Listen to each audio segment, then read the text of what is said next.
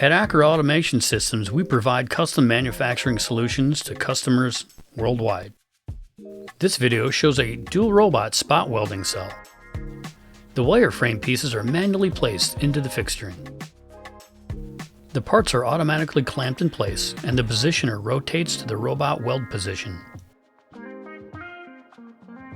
The robots move their pinch spot welders into position and start systematically joining the parts.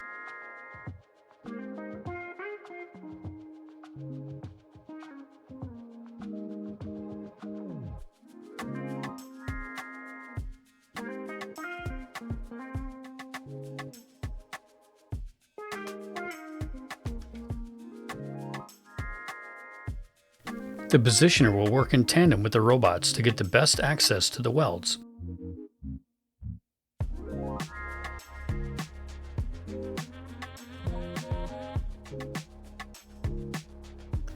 Once the weld is complete, the fixtures rotate back to the operator. The completed wire assembly is manually removed, and the next set of parts will be loaded to start the process over.